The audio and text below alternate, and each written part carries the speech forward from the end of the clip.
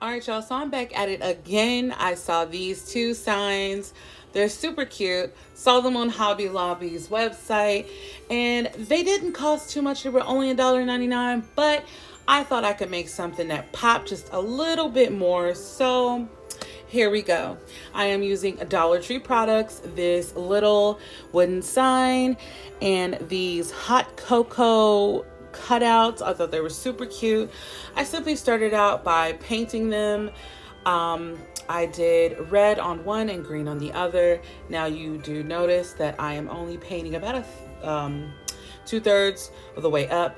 That's because, as you can see right here, I am adding some white paint to the top just to have a good base for what we are going to be doing with these later.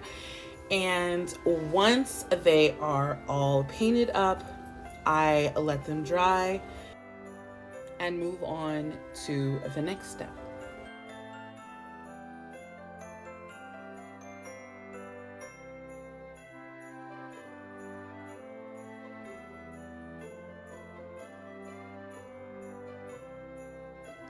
All right, so I found this sign at Dollar Tree and I thought it was the perfect size for this project.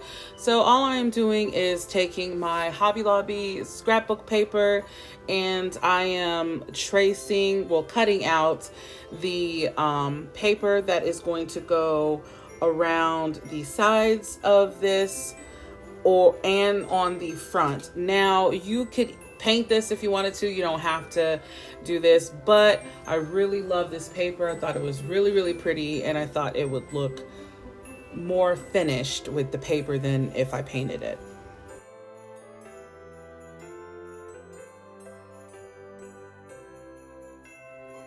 At first, I was just gonna do one sign, but I decided, you know what? I like both of those Hobby Lobby signs, so I'm going to make two signs using the sayings on those signs. And so I had this one in my stash. This one I just had to rip off the little pom-poms on the side and it was good to go. If you chose to paint this one, you would have a bit more difficulty because of the pom poms. They left like rips and divots on the side, but it was easily masked by the paper that I use, so I didn't really have an issue with that. And I am just going to do the same thing I did with the other paper and trace out the face and the paper that's going to go around the border. Now back to these cuties. They are all dry and ready for the next step. And all I'm going to do is Mod Podge these. I wanted to give them just a touch more of a glossy finish. So I just added a thin coat on the color only. I'm not gonna need to cover up the white, and you'll see why later in the video.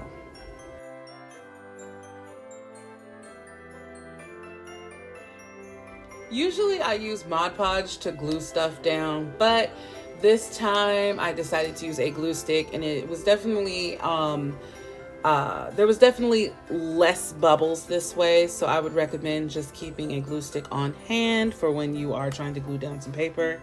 This one does go on purple, but it dries clear, and you could find this at Walmart. You could probably find it at Dollar Tree, but any glue stick will do. I would recommend it for paper projects. And make sure you are getting your edges. Those have to lay flat, otherwise they'll curl up on you, get caught on something, get ripped. Just pay attention to your edges. I've had this issue where I just wasn't paying attention and then I ended up with some messed up looking edges. So lay those edges.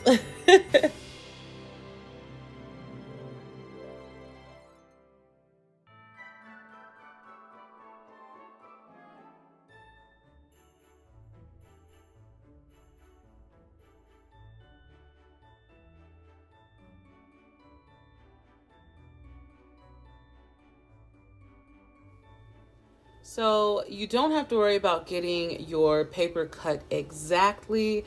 A little more is better than a little less. You'll get the coverage you need, and you can just take a piece of sandpaper. I had the sanding block that I got from Walmart, and just sand those edges. It's the best way to get a clean finish on it anyway, and that's what I did for all my edges.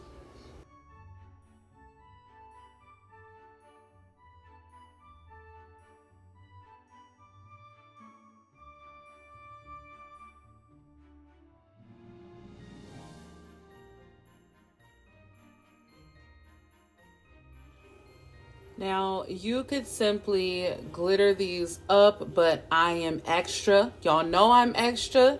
So we about to be extra with these. I am adding some caulking that I got from Dollar Tree, and I'm going to give it a 3D whipped topping effect. Usually I use spackle for my whipped toppings, but this is way smaller, so I was like, I'll just use I'm not going to break out the pastry bag and the spackling. I am simply going to use a little bit of caulking. So no right or wrong way to do this. Just squeeze it and swirl it, and that's it. And y'all know it wasn't going to stay like this. It's cute the way it is, but it needed some what? Say it with me. Glitter. So I added some iridescent glitter to the red one and some crystal clear glitter to give it just a pretty little shimmer to the green one.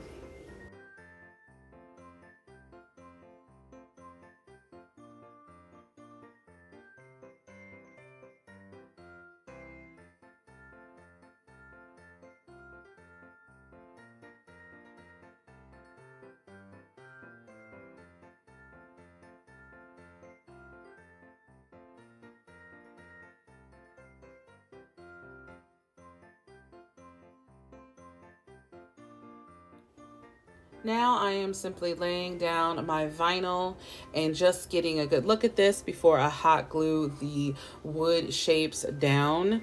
I did use a Cricut for this, like I always do. If you have decent handwriting, if you enjoy your handwriting, write it down with some paint pens and some markers or something. Or get some letter stickers from Dollar Tree, Walmart, Hobby Lobby, wherever you go. You don't have to have a Cricut for these. You really, really don't. And then I just hot glued it down, and I moved on to the other one. This one was a bit more complex. It had a little bit more going on. As you can see, I cut running on out twice because I didn't know how I wanted it to look. But obviously I went with the curved, the curved way,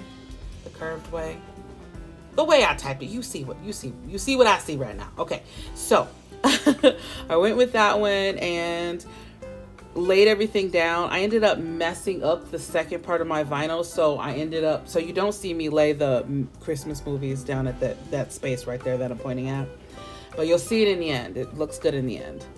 And I lay all my vinyl down before I hot glue the shape down, just so I know where I want everything, because once that's glued down, it's not coming back up. It's really not. I could probably peel off the vinyl if I needed to, but yeah, the hot glue is not going to come up. It's just going to rip everything.